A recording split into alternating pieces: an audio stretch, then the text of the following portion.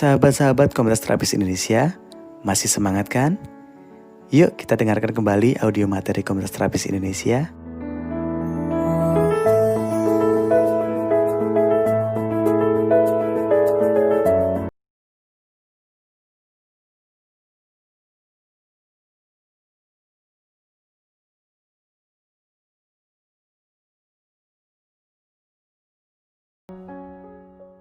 Assalamualaikum warahmatullahi wabarakatuh.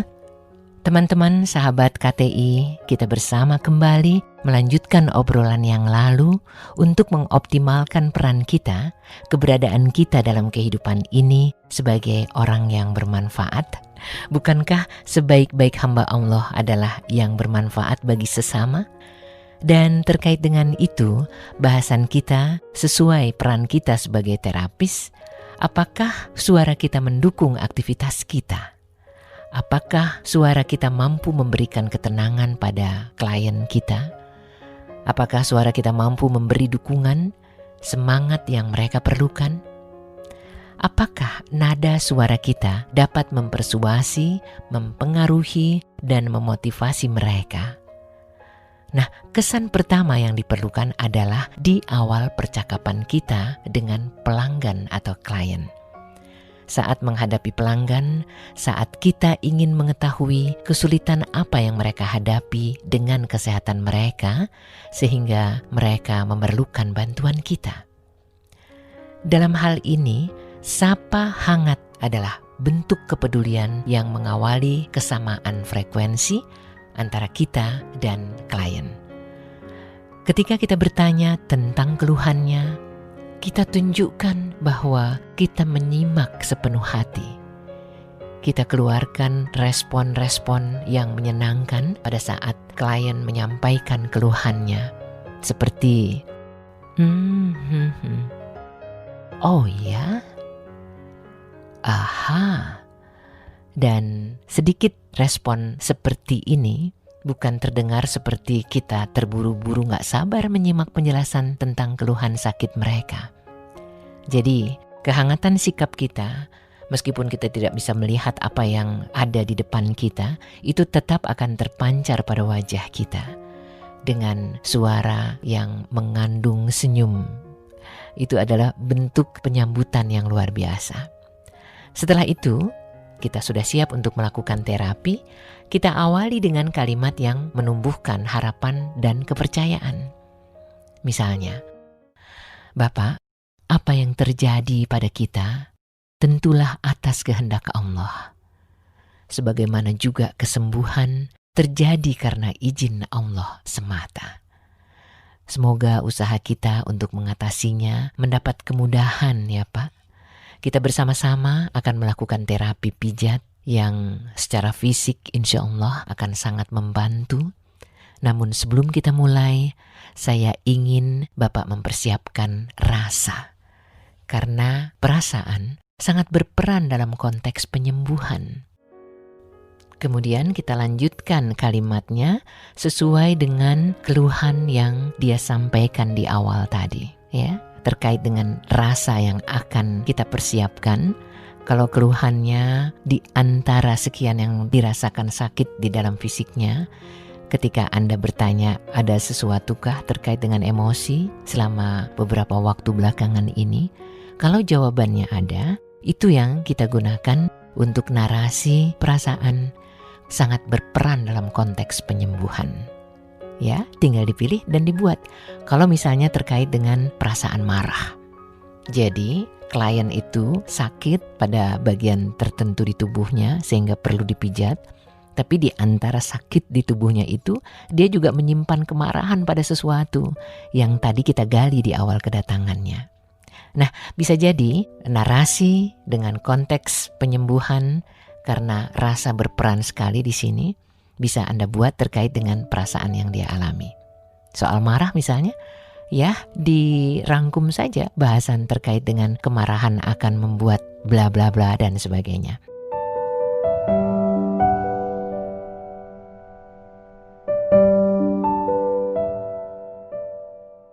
Sahabat komunitas terapis Indonesia yang disayang Allah, Mengapa sih kita perlu membantu klien kita untuk mengenali dan memahami emosinya terkait dengan kesembuhan yang diharapkan?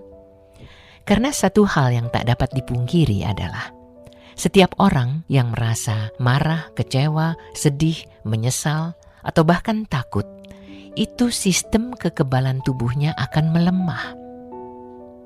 Misalnya, saat ini atau belakangan ini ada sesuatu yang terjadi pada emosi kita, entah itu berupa kekecewaan, kemarahan, kepedihan atau rasa benci, atau bahkan juga penyesalan. Mungkinkah kita mencoba mengurai, mengendurkan perasaan negatif ini? Karena ombak kemarahan, gelombang kekecewaan, atau riak-riak penyesalan itu berpotensi untuk merusak diri kita. Mari, selama beberapa saat sebelum kita melakukan pijat, kita coba mengurai apapun gejolak atau ombak rasa yang ada pada pasien kita. Emosi dapat dipengaruhi oleh pilihan kata-kata. Kata-kata dan cara menyampaikannya sungguh akan berdampak luar biasa. Jangan biarkan jiwa kita bungkam, membisu 1000 bahasa, menyerah dalam kondisi emosi. Karena ternyata juga kalau kita bisa mengidentifikasi perasaan kita, itu memadai untuk mengendalikan emosi kita. Dengan mengenali emosi, kita dapat memilihnya untuk menjadi kawan kita atau menjadi musuh kita. Karena terus terang ya, gak semua emosi sedih merugikan kok. Buktinya ada orang yang karena sedih membuatnya menjadi tinggi empatinya untuk membantu dan menolong orang lain. Orang dengan emosi sedih bisa menulis puisi yang begitu indah. Atau orang-orang dengan emosi tertentu itu bisa merenung, mawas diri. Ya, yang jelas dengan mengidentifikasi emosi kita, mengajak pasien mengenali emosinya, kita akan menjadi sosok yang bisa mengendalikan emosi itu sendiri. Pernah dengar kan? Jangan pernah menyerahkan kendali perasaan kepada sesuatu di luar diri kita. Nah, orang-orang yang sanggup melakukan ini, dia kenal dengan emosi yang sedang dihadapinya dan dia mampu mengatasinya. Kalau kita mampu sekali lagi mengidentifikasi emosi kita, kita akan menjadi sosok yang bisa menjadi pengendali emosi kita sendiri. Orang yang kuat dan tegar itu bukannya orang yang gak pernah sedih. Orang yang berani bukannya orang yang gak pernah merasa takut. Orang yang sabar bukannya gak pernah marah-marah kan? Kita hanya harus tahu kapan emosi itu datang dan tahu cara mengendalikannya. Sebagai terapis, kita bukan hanya akan membantu pelanggan atau klien kita melalui pijatan, namun sekaligus mempersuasi mereka melalui dialog yang kita lakukan di awal pertemuan kita atau di setiap pertemuan kita, yang membuat pelanggan atau klien memahami bahwa orang akan dapat sehat secara holistik kalau ada keselarasan antara tubuh, pikiran, dan batinnya. Nah, kita bantu pasien bukan hanya sentuhan pijat pada fisiknya, melainkan juga sentuhan pada batin dan pikirannya. Kita tahu seseorang yang menyimpan luka batin, secara tidak sadar ia telah mengganggu emosinya.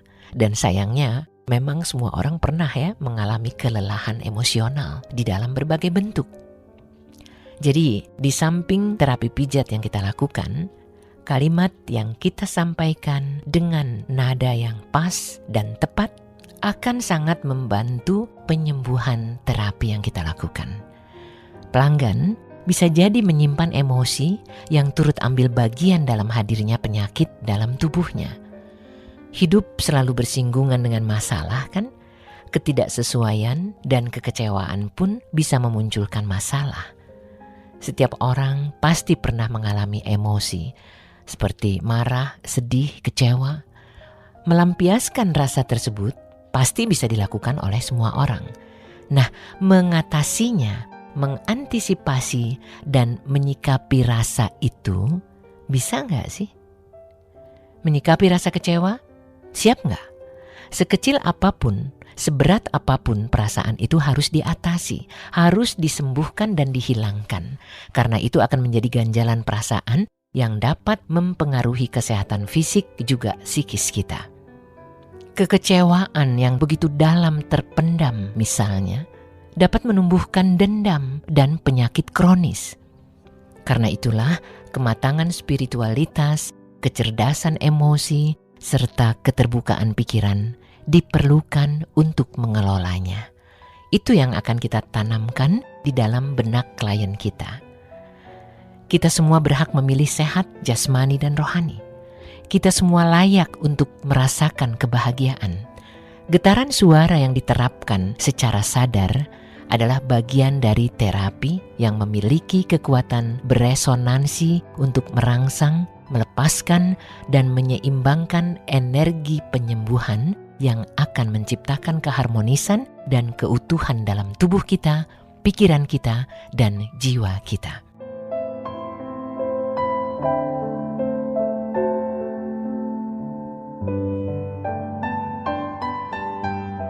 Teman-teman komunitas terapis Indonesia yang disayang Allah, pijatan kita memang membuat nyaman syaraf dan otot yang terganggu. Suara yang kita sampaikan itu bisa mempersuasi dan memotivasi serta memunculkan keyakinan dalam diri klien untuk sembuh dari gangguan kesehatannya. Meski tentu saja sekali lagi, kesembuhan hanya dari Allah semata. Suara itu teman-teman mengalir dalam gelombang, membangkitkan kesadaran tersembunyi di dalam diri kita. Ketika telinga menangkap suara dan gelombang, lalu mengirimkannya ke otak kita, istilah kerennya lobus temporalis untuk proses interpretasi. Ini otak akan menentukan apakah suara tersebut sesuai dengan yang ingin kita dengar. Kita bisa memilih kan dalam hal musik misalnya. Bicara soal suara dalam musik, kita punya pilihan musik untuk masing-masing kondisi perasaan kita. Mau ingat mantan? Ya dengerin aja lagu-lagu lama yang bersamaan waktunya dengan kehadiran dia dulu. Ups, yang jelas frekuensi suara punya pengaruh sendiri-sendiri. Kalau Anda ingin gembira, cari yang beatnya cukup tinggi, yang ceria. Kalau mau rileks dan gampang tidur, apa yang harus kita nikmati? Kalau saya masih ingat ya, ini mudah-mudahan gak salah, dengarkan saja suara dalam kisaran delta. Itu antara 1-4 Hz. Kalau diyakini bisa meredakan kecemasan dan orang memilih ini bagus sekali untuk meditasi, itu suara yang ada di kisaran theta, 4-8 Hz. Kalau mau membangkitkan perasaan positif sekaligus menurunkan kecemasan, gunakan suara pada kisaran alfa, yaitu 8-13 Hz. Nah, di kisaran beta 14-30 Hz dihubungkan dengan peningkatan konsentrasi dan daya ingat, sekaligus juga bisa membantu meningkatkan sistem kekebalan tubuh kita. Ini terkait dengan terapi musik ya. Bagaimana dengan suara kita yang ingin membantu meningkatkan proses kesembuhan klien kita? Suara yang akan memberikan ketenangan, keyakinan. Suara seperti apakah yang memiliki kekuatan seperti itu? Kawan-kawan KTI yang disayang Allah, ternyata suara yang dapat membantu meningkatkan proses penyembuhan adalah suara yang dihantarkan oleh semangat, yang dibungkus oleh doa dan pengharapanlah yang dapat membantu. Meski memang suara tidak dimengerti oleh logika, tetapi dapat dimengerti oleh rasa.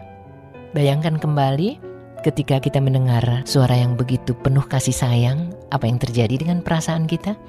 Kemarahan akan mereda ketika kita mendengar orang yang dengan kelembutannya menyampaikan sesuatu, atau kepedihan juga akan pergi ketika ada seseorang yang penuh dengan kepedulian, memberikan kita dukungan moral dan sebagainya. Baiklah, terima kasih untuk kebersamaan kita. Selalu sehat, penuh semangat, dan insya Allah kita mampu menjadi bagian yang berkontribusi terhadap kesehatan lebih baik hamba-hamba Allah yang ada di sekeliling kita. Insya Allah. Assalamualaikum warahmatullahi wabarakatuh.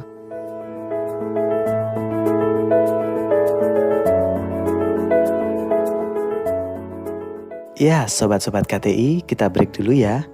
Setelah itu jangan lupa dengarkan penjelasan materi di audio berikutnya. Stay tune.